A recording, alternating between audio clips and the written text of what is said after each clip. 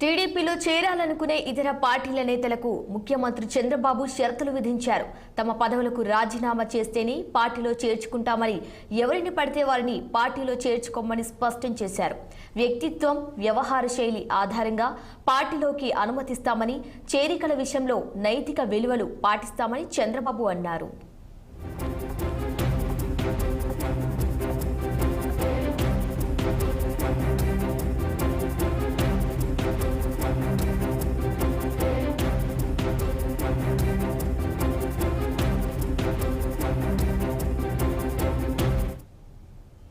టీడీపీలో చేరాలనుకునే ఇతర పార్టీల నేతలకు ముఖ్యమంత్రి చంద్రబాబు షరతులు విధించారు. తమ పదవులకు రాజీనామా చేస్తేనే పార్టీలో చేర్చుకుంటామని, ఎవరిని పడితే వారిని పార్టీలో చేర్చుకోమని స్పష్టం చేశారు. వ్యక్తిత్వం, వ్యవహార శైలి ఆధారంగా పార్టీలోకి అనుమతిస్తామని, చేరికల విషయంలో నైతిక విలువలు పాటిస్తామని చంద్రబాబు అన్నారు. ఇక ఇదే అంశంపై మరింత సమాచారం మా ప్రతినిధి కృష్ణ అందిస్తారు. కృష్ణ, చెప్పండి, టీడీపీలో చేరాలనుకునే వారికి చంద్రబాబు షరతులు విధించినట్టుగా తెలుస్తోంది. దీనికి సంబంధించి పూర్తి వివరాలేంటి?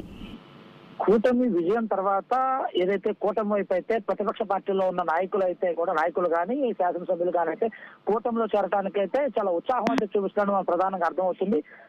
ఏదైతే వైఎస్ఆర్ కాంగ్రెస్ పార్టీ ఘోర పరాజయం తర్వాత అందరూ కూడా అంటే పార్టీని వీరే యోచనలో ఎక్కువ శాతం మంది కనిపిస్తున్నట్లు మన ప్రధానంగా ఇప్పటికే మోపిదేవి వెంకటరమణతో పాటు బీదా మస్తాన్ రావు కూడా రాజ్యసభ సభ్యత్వానికి ఈ రోజు అయితే రాజీనామా అయితే చేస్తున్నారు. అదేవిధంగా నిన్న పోతుల సునీత ఎమ్మెల్సీ కూడా రాజీనామాతో సమర్పించారు. దాంతో పాటు మాజీ ఎమ్మెల్యేలుగా ఉన్నటువంటి కిలారి రోసయ్యతో పాటు మద్దాలి గిరి వీరంతా కూడా పార్టీని వీరారు. అదేవిధంగా డిప్యూటీ సీఎం గా పనిచేసినటువంటి ఆళ్ల నాని కూడా పార్టీని అయితే వీరినది చూస్తాం. ఈ నేపథ్యంలో దాదాపుగా వైఎస్ఆర్ కాంగ్రెస్ పార్టీ నుంచి అందరూ కూడా ఎక్కువ శాతం మంది కూటమిలో చేరాలని చెప్పేసి చాలా ఉత్సాహంగా ఉన్నట్లయితే ఇప్పటికే తెలుగుదేశం పార్టీతో మంతనాలు అయితే చేస్తున్నట్లయితే మనం చూస్తాను. ఈ నేపథ్యంలో తెలుగుదేశం పార్టీకి సంబంధించిన నాయకులంతా కూడా గతంలో వైఎస్ఆర్సీపీలో మా పార్టీ మమ్మల్ని బాగా ఇబ్బందులకు గురి చేసిన వాళ్ళంతా కూడా ఇప్పుడు కేసుల నుంచి తప్పించుకోవడానికి పార్టీ వైపు చూస్తున్నారు. ఇటువంటి వారిని జాగ్రత్తగా పరిశీలించాలి. ఇటువంటి దొంగలను పార్టీలో చేర్చుకోవద్దంటూ కూడా తెలుగుదేశం పార్టీ నుంచి తీవ్రమైన వ్యతిరేకత వస్తున్న నేపథ్యంలో చంద్రబాబు నాయుడు ఒక కీలకమైన ప్రకటన అయితే చేశారు. ప్రస్తుతం ఎవరైతే పార్టీలో చేరాలనుకున్నారో వాళ్ళు తప్పనిసరిగా రాజీనామా అయితే చేసి ఉండాలి. దీంతో పాటు ఎవరిని పడితే వారిని చేర్చుకో, వారి యొక్క నడవడికతో పాటు వారి బిహేవియర్, వారికి క్యారెక్టర్, వారి యొక్క గతంలో ఉన్నటువంటి వారు చేసినటువంటి అన్నింటినీ కూడా పార్టీలోకి పరిగణనలో తీసుకున్న తర్వాత మాత్రమే పార్టీలోకి చేర్చుకుంటాం తప్ప ఎవరిని పార్టీలోకి చేర్చుకునే ప్రసక్తే లేదు. అన్ని రకాలుగా ఆలోచించిన తర్వాత పార్టీకి వీరి అవసరం ఉంది, పార్టీ అక్కడ బలోపేతం అవుతుంది, వీరిని తీసుకుంటా అన్న తర్వాత మాత్రమే వీరందరినీ కూడా పార్టీలో చేర్చుకుంటామని కూడా చంద్రబాబు నాయుడు కొన్ని వ్యాఖ్యలు అయితే చేయటం అయితే చూస్తాం. అదేవిధంగా నిన్న జరిగినటువంటి కేబినెట్ లో కూడా కొన్ని వ్యాఖ్యలు అయితే కీలకమైన వ్యాఖ్యలు అయితే చేశారు.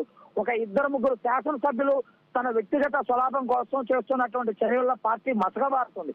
ఇంత గొప్పగా పార్టీ ప్రజల కోసం పనిచేస్తూ పార్టీ ప్రతిష్టని పెంచే విధంగా పార్టీ కష్టపడుతుంటే కొందరు శాసనసభ్యుల వల్ల పార్టీ యొక్క పరువు మంటగలుస్తుంది. కనుక స్థానికంగా ఉండే మంత్రులంతా కూడా అక్కడ ఉన్నటువంటి ఎమ్మెల్యేలందరికీ కూడా హెచ్చరికలు జారీ చేసి వాళ్ళ దారిలో పెట్టాల్సిన బాధ్యత కూడా మంత్రులే తీసుకోవాలని చెప్పేసి కూడా మంత్రులను కూడా వాళ్ళకి సూచన చేసినట్లు కూడా నేను చూస్తాను.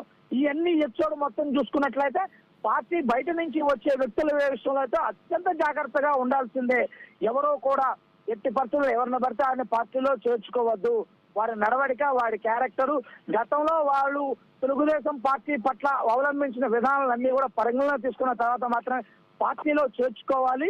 అటువంటి వ్యక్తులనే మనం పార్టీలో చేర్చుకుంటామని చెప్పి కూడా ఒక బలమైన సందేశాన్ని పంపించినట్లుగా మనకి స్పష్టంగా అర్థమవుతుంది. Sirisha. Okay, right Krishna, thank you.